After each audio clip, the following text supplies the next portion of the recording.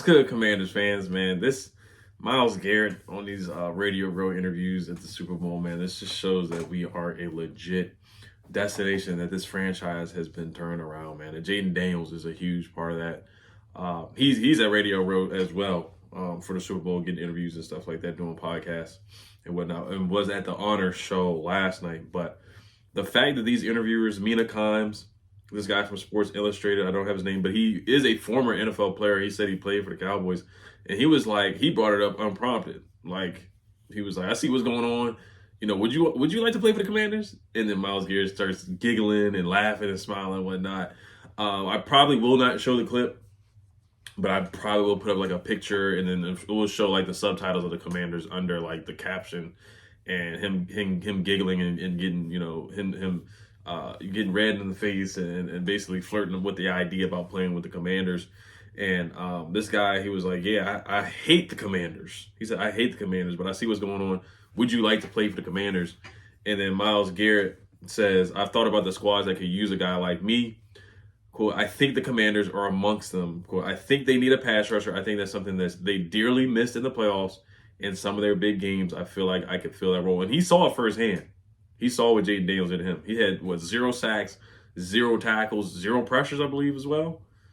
And he saw what Jaden Daniels, he saw Jaden Daniels roll out, throw the ball deep for 60-yard pass to Terry McLaurin, throw the ball deep to De'Ami Brown for a touchdown, check out of a play, no-huddle offense, up-tempo offense. He saw what we did to the Browns, where Jaden Daniels sat in the whole fourth quarter. He saw that firsthand, up close and personal. He got to see that and get blown out by the Commanders. So, of course, if you can't beat him, why not join him? Why not join him? So that's the type of time he's on. Quote, he says, talking about the Browns, he said, quote, I just don't think the trajectory of the team for having successes in the near future. I don't think we're aligning that currently, just talking about his current situation as well. And then Mina Kimes asked him, would you like to play with a young quarterback, an up-and-coming quarterback like Jaden Daniels? And he says, absolutely. Absolutely. Also, just talking about quarterbacks in general, he says, quote, absolutely. Any playoff team or championship team, they're going to have a quarterback, a good quarterback. Just talking about quarterbacks in general. You've seen some game managers go out there with a great defense and win it all. But if you want to consistently be at the top, you got to have a really good quarterback. Talking about Jaden Daniels. He talked about Jaden Daniels in the playoffs as well. He's been watching. He said he's really showed his behind as well. He said he looked great when he played. He really showed his behind in the playoffs. He's really done it and been very composed throughout the entire season, and he can only continue to flourish. He will keep his head down and continue to work. So he said nothing but good things about Jaden Daniels. I mean, how could you not? Adam Schefter came out with the report that players are going to want to come here. Players want to come to the Commanders. That was right before the trade deadline as well. Next thing you know, we got Marshawn Lattimore. We'll see how that works out. It's to be determined. But the fact that Adam Schefter said that, clearly he knows something. So, of course, the Browns have to agree to trade Myles Garrett, which I think eventually they will give up and just end up trading him. You know, what's the draft capital you want to give up for a guy like Myles Garrett? It's got to start with 2 firsts. Probably 2 firsts and a second. I've seen a couple sites make mock trades and stuff like that. And some of them do look pretty realistic. But the fact that Myles Garrett is smiling and giggling, like a couple years ago, interviewers would not even ask this question. So the fact that interviewers are bringing the Commanders' name up and asking, would you like to play for the Commanders, is really, really huge, man. It's really, really huge. So we are a suitor. We are a destination. He said we are amongst the teams that he's thought about. So the fact that he's even thinking about the Commanders, we wouldn't even be a thought last year after a 4-13 season. We wouldn't even be a thought. So the fact that we're in the conversation and that we really are a thought is huge. It really is huge. So I would definitely love to see Myles Garrett here. I mean, you see the sacks, the pressures, him stopping the run, stuffing the run. You look at the numbers even last year in a bad season, even when he was injured. He still played through the injury. He had 14 sacks in 2024, 14 sacks in 2023, 16 sacks in 2022 and 2021. Couple of Pro Bowls, couple of All-Pros, 6-time Pro Bowler, 4-time All-Pro. And if you trade from 3 forced fumbles last year too, but of course 0 sacks against us and 0 tackles.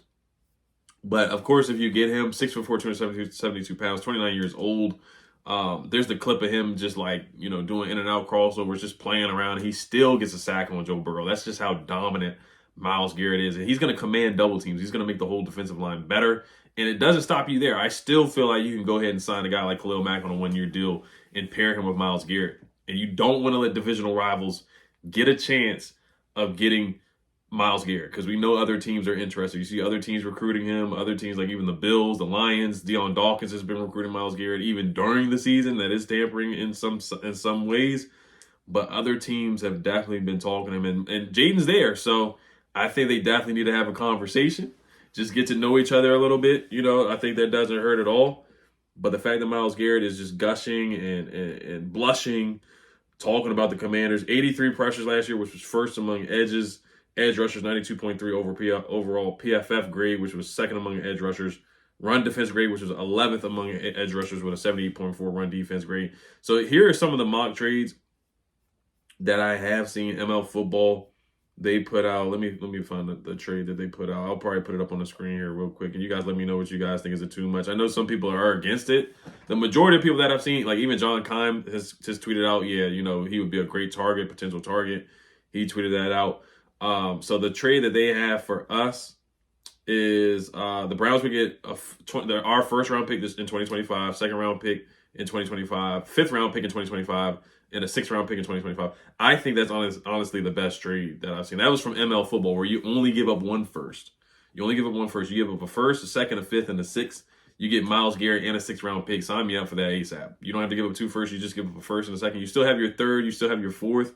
And then you have your 3 seventh round picks. So you have 5 picks in the next draft.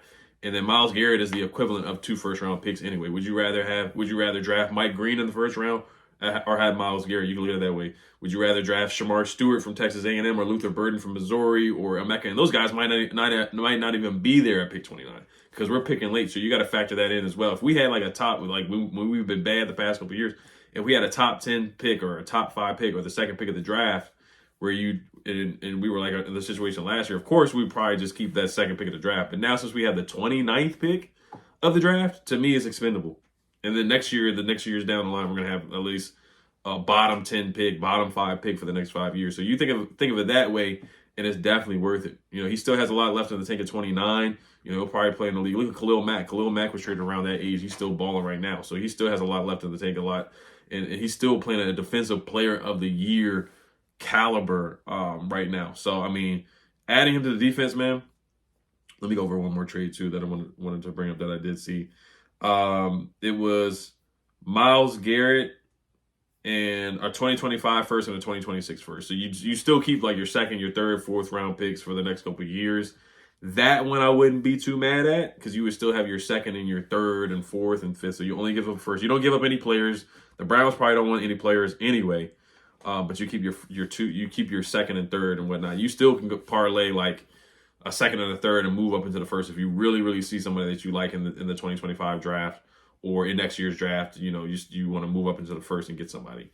So Jordan Schultz tweeted out. He said it has to feel incredible for Washington fans to see a superstar player openly say, "Yeah, I'd be cool with playing for Washington. What a difference a year makes." So you just like I said, the last couple of years you wouldn't see stuff like this. Players openly answering questions, and he could have deflected the question too. He could have said, "Hey, I'm just not going to talk about it right now. I'm not going to name any teams," but he did say that the Commanders are amongst the teams that he has thought about for sure. So, this is good news. It could be a nothing burger too, but the fact that he has listed and thought about us is definitely huge, man. It's definitely huge. And when he said, when Mina Kimes was like, "Have you would playing alongside a rising star like Jaden Daniels appeal to you?"